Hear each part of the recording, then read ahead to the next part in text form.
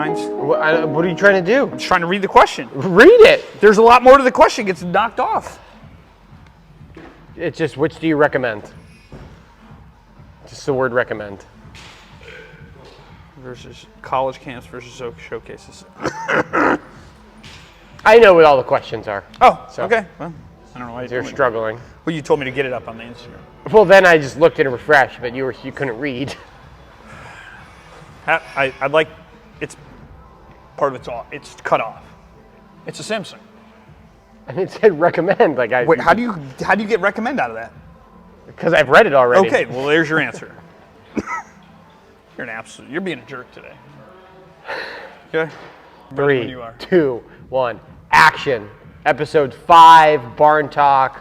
Mike Abraham here with the handsome, the intelligent, Ryan, NEB Scott P, Scott Patterson, sporting a Baltimore Orioles, Ryan McKenna, NEB alum.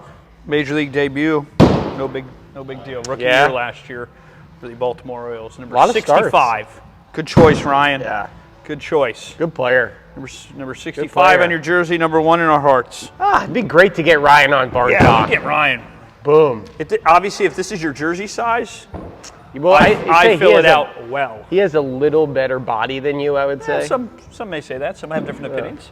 You may say that. I don't. But we're going to jump straight into Well, I'm wearing a Zach Hare jersey. Oh, my apologies. Shout Yes. out. Yes, your apologies. Zach Hare. Shout out, Zach. For those who don't know, Zach's one of our former players. Unfortunately, passed away from cancer. A little. 2020, yeah. A little over December a 22nd. year ago. So shout out Zach. We have Zach's gym.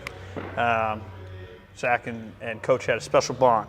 We're going to talk a little bit about some recruiting. We had some questions on the old Instagram about recruiting. We're just going to read them here from Becky Dumont.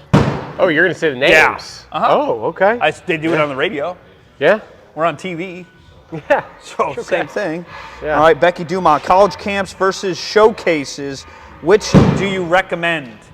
Great question. Great question, Yeah. Becky. Yeah. I'm not sure who Becky is, but Yeah, great no question, idea. Becky. Yeah. Thanks for following us. I think it's different for everybody. There's no right answer to this. Some guys get recruited from college camps. Some guys get recruited from showcases. So there's no right or wrong answer. Now, that being said, the opportunity to get on college campuses, I think there's nothing, it's a second to none to be able to get on the campus, Yeah. meet the coaching staff, be able to work with the coaching staff within a college camp, college setting. You can kind of get a really good feeling for that. I think, for me, if I were to, there is no right answer, but being able to get on a college campus, comparatively speaking to a showcase, that's probably better. Now, sometimes those showcases lead to you getting an invite to a camp, college camp. sure. And, those are equally as valuable. So I think if you go to a showcase and you throw, Cole Taylor goes and throws, 89 down in Florida, That's going to open up camps. Yeah, that's going to open up camps, or it's going to open up some other doors. So there's no right answer to this question, Becky. I think if you're going to go to a camp, you got to be realistic about the camp that you're going to. If you're hitting in the 8-hole in high school and you're hitting 210 and you get an invite to go to a Clemson camp, It's probably a money grab. Yeah, it's probably a money grab. Let's be realistic about your son's playing ability. Or daughter. I don't know. Maybe you have a daughter, Becky. I'm not familiar with your situation, but I think just being realistic about who you are as a player, athletically, and more importantly, academically. So if you can't get into Harvard, you're struggling to get a 3.0. It's probably not worth it necessarily to go to a Harvard camp, because sometimes those Harvard camps have other academic schools at those camps. Yeah. Realistically, there's so many showcases now. Yeah. And camps. And camps. But showcases are going to go, all year. Any time of the year where your college camps are going to be more kind of outside of the season where the college coaches can operate them. Yeah, and with COVID, we're seeing that some schools can't even have camps on campus right now.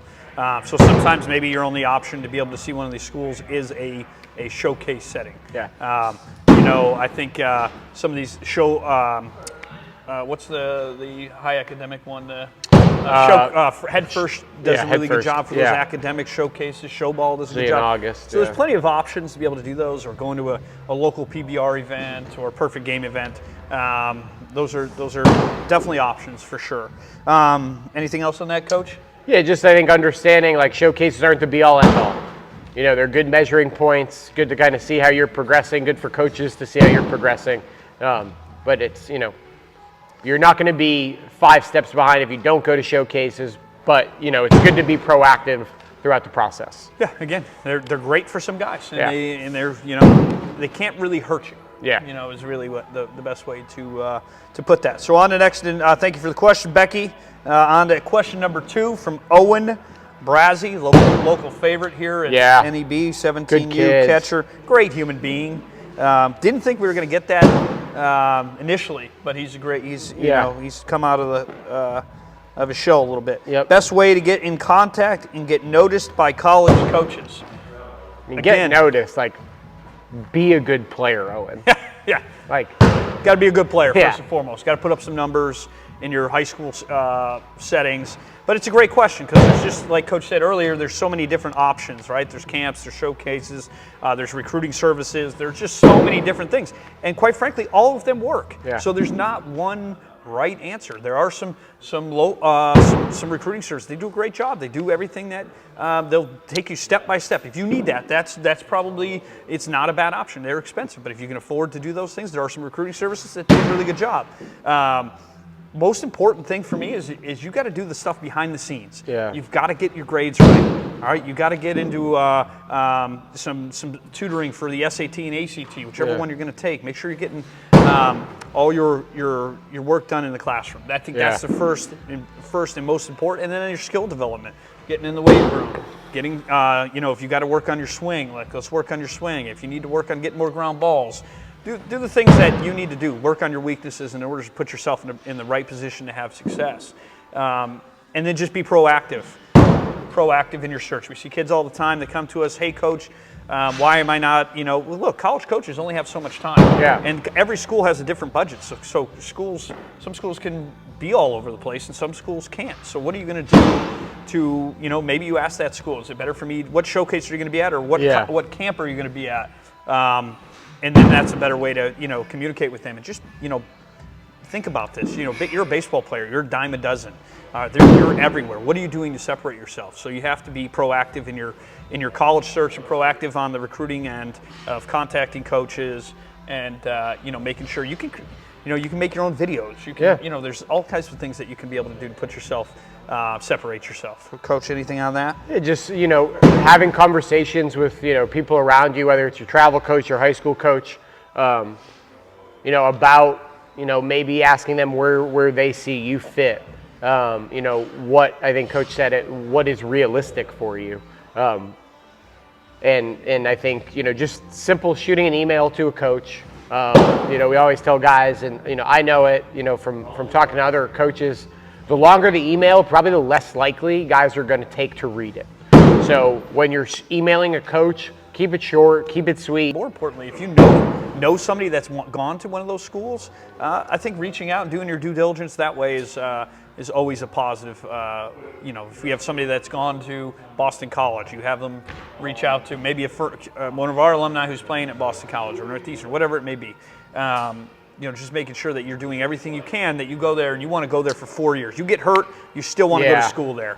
And I think that's important, and make sure that you know, like Coach said, that you know, they have your degree and you're not just going there to play baseball, because at the end of the day, we're all told to stop playing. Yeah, I think like that's why it's so important to get on campus and spend some time on campus, not just at the field or in the athletic building, which is probably where you'll spend most of your time, but you need to make sure it's a place like socially, okay? Are you going to be comfortable there? Can you picture yourself waking up, you know, going to breakfast, going to class? Those are realistic human things you need to think about. It's not as much as you want to just go to baseball and go back to your dorm, blah, blah, blah. Like, there's more aspects to it. So you need to be able to feel comfortable in all those avenues. You know, we've had some players who maybe have been able to go to a little bit bigger schools, and they've settled for that smaller school because, you know, socially it was a better fit for them. I went to a school with 1,800 kids. Yeah, I wouldn't call it settled, but they found No, out, not you know, settled, hey, but like it's a more... That was a better fit for Yes, a better fit. Yeah, we've had kids recently that just don't want to go to school in a city, so that was great to identify. They didn't know that until they went on campus and were able to go through the, you know, walk through the school and see what a normal day would be like. So I think, you know, trying to do that and get on a visit and try to, you know, an unofficial visit, just go with your parents and walk around campus and just try to take a campus tour with somebody at the admissions office and get a feel for what the school is like, especially when they're in session. Yeah, getting a feel for your set, because when you go around, you know, obviously everybody's gonna promote everything positively when they're showing you campus. So to get on campus your own, you know, by yourself or with your parents and kind of just get a feel walking around, that's where you're gonna kind of get the real day-to-day, you know, environment of a campus. Yep. Next question, Ryan. Can't even say your last name. I'm currently junior in high school and have absolutely no looks. I mean, that's pretty normal, Ryan. I think that's... I was thinking about this one last night. Yeah, I think that's par for the course, to be honest with you. I mean, the Ryan Cusicks of the world, you know, the guys that are, you know, commit so early. I know social media and all this stuff that's out there that show guys committing and doing all those things. You got to throw that stuff out the window. I think everybody's unique in their situation. Everybody's process is different. We have guys that commit to play college baseball right now who are seniors in high school who are just now committing to a school. So we have kids that have committed as freshmen. So it's one of those things. Don't panic. Just make sure you're doing the things behind the scenes that we just discussed earlier. Make sure we're you know, reaching out and being proactive in our search, putting ourselves in the best position possible to play college baseball. So whether that be a camp or a showcase or playing in the right events or just simply you know, reaching out and making sure that coaches and schools know who you are. And you got to produce, man.